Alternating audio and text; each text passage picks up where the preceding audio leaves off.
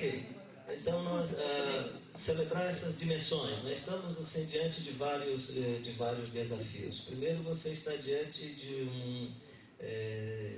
um reflorescimento religioso nesse país. E se é verdade que isso é uma consequência da chamada sociedade pós-moderna, se é que estamos passando por essa transição, uma das dimensões que vai caracterizar essa sociedade é o espiritualismo. Ou seja, você vai ter nos grupos católicos pelo menos uma manutenção, mas não um crescimento dos chamados grupos eclesiais de base. Sim. E um crescimento dos grupos carismáticos. Você tem aí um crescimento de 400 mil pessoas participando do movimento, num primeiro momento aí na década de 80, e calcula-se que hoje tem-se mais de 12 milhões de militantes no movimento carismático.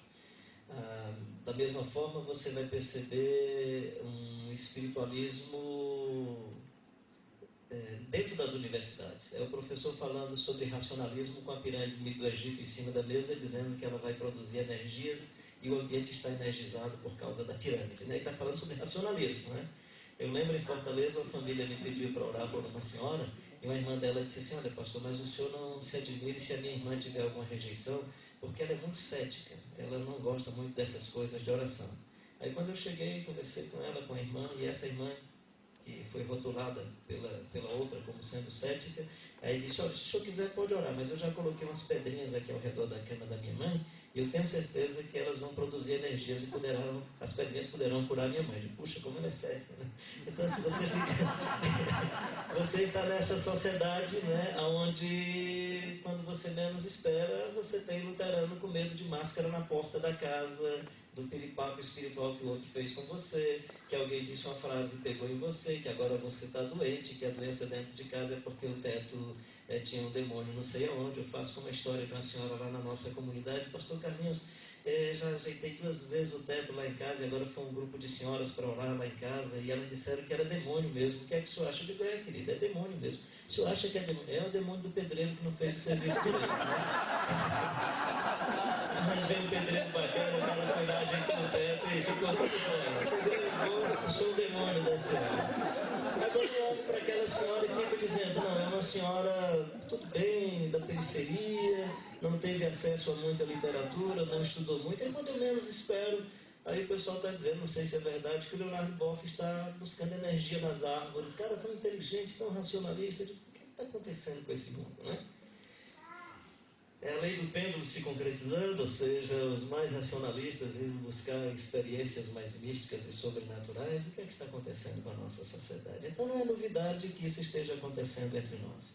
Ou seja, nós vivemos esse momento de avanço do espiritualismo. Aparece um cara na televisão e diz: ligue já! E aí todo mundo ligando e o cara ganhando dinheiro com essas experiências do espiritualismo. Então nós vivemos esse momento. Isso não deve ser simples para nós, porque, por outro lado, nós somos também uma sociedade pragmática. Nós acreditamos naquilo que deu certo. Então, se deu certo para o outro, deveria dar certo para a gente. Nós medimos não pela obediência, nós medimos pelo resultado. Então, nós somos um tipo de sociedade que avalia pelo resultado. Deu certo, é de Deus. Deu certo, nós deveríamos copiar. E aí estamos vivendo também esse tipo de situação.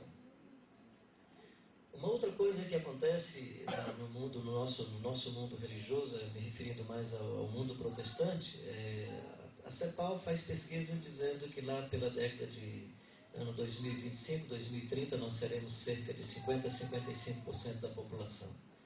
Paul Fresto tem uma percepção mais crítica, eu concordo com ele, eu acho que é mais realista. Pesquisa da CEPAL, claro, ela vai fazendo em cima dos dados que vão acontecendo e simplesmente dizendo: olha, se eles continuarem assim, é assim que vai se concretizar.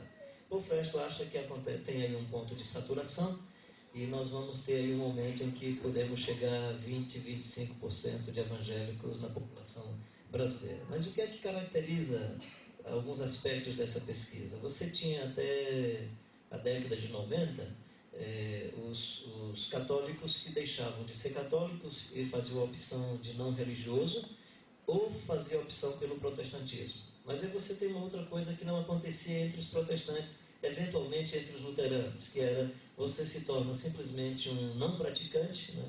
ou um não religioso, mas eventualmente mais um não praticante. Aí deixa eu dizer a frase que eu ouvi de um luterano, por favor, né?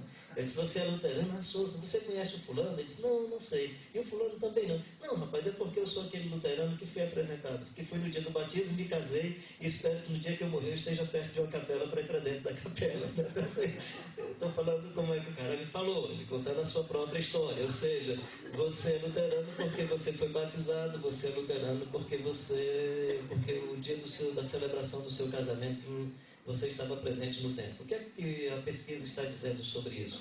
Que nós não somos mais aqueles religiosos praticantes, né? E aí você já tem, inclusive, das Assembleias de Deus e das igrejas batistas, os religiosos não praticantes. De que igreja você é? Não, eu sou da Assembleia de Deus. Você vai quantas vezes? Ah, não, faz tempo que eu nem frequento, né?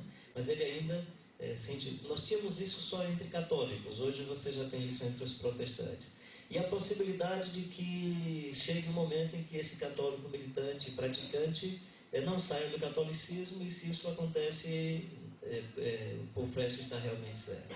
Pode chegar a 55%, 65% a 60% da população mantendo-se aí com essa prática, e os protestantes poderiam chegar aí a 25% mais, no máximo. Então você tem do outro lado esse tipo de cenário. E a probabilidade de que esse novo cenário exija mais das comunidades, ou seja, nós estamos diante de uma geração que descobriu o espaço ecológico, descobriu o tema do meio ambiente, vive falando sobre células-tronco e vive falando sobre outros temas que não têm sido os temas praticados dentro da igreja. Nesse sentido, a possibilidade é que se busque mais resposta nas igrejas históricas, ou seja, nas igrejas que têm teologia, nas igrejas que têm pensadores. Ou seja, se nós estamos vivendo um momento que a busca é pelo espiritualismo, podemos estar vivendo num futuro breve um outro momento que é a busca pela resposta mais inteligente, pela resposta mais lúcida, pela resposta mais analítica. E nesse sentido surge aí uma possibilidade, uma oportunidade para as chamadas igrejas históricas. Isso é um grande desafio para nós, ou seja, nós estamos diante de uma possibilidade e diante de um desafio. O que isso tem a ver com vocação? Isso tem a ver com vocação porque cada geração precisa responder às demandas do seu contexto. Então nós podíamos pensar um pouco sobre a geração como instituição e quais as respostas que nós temos para o nosso contexto. E eu queria agora voltar um pouco para essa vocação mais pessoal, mais individual, a vocação mais particular.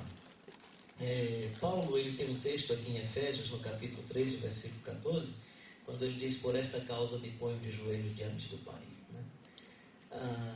Várias possibilidades de interpretação desse texto. É que ele esteja dizendo por esta causa, referindo-se à peça literária anterior toda, capítulo 1, capítulo 2, capítulo 3, mas a interpretação mais óbvia é que ele esteja referindo-se à parte do capítulo 3, quando ele fala sobre o fato de ele ser prisioneiro e de ter recebido a revelação do Evangelho. Ou seja, Paulo possivelmente está dizendo: por esta causa eu me ponho de joelhos. Né? É a causa do seu chamado, mas é a causa também de ter recebido uma revelação de Deus. Né? Ele é grato pelo mistério revelado. Há um mistério que foi revelado a Paulo. Ele diz: eu agradeço a Deus pelo mistério que me foi revelado. Mas ele também está dizendo: eu agradeço a Deus pelo mistério que me foi confiado. Então, nesse sentido, Paulo percebe um mistério que lhe é revelado e um mistério que lhe é confiado. Creio que isso tem muito a ver com a vocação. Deus me revelou, me deu um conhecimento sobre, e Deus me deu a confiança para que esse conhecimento fosse repassado a outros. Então ele diz: por esta causa eu me ponho de joelhos diante do Pai, de quem toma o nome toda a família de Deus, tanto nos céus como sobre a terra.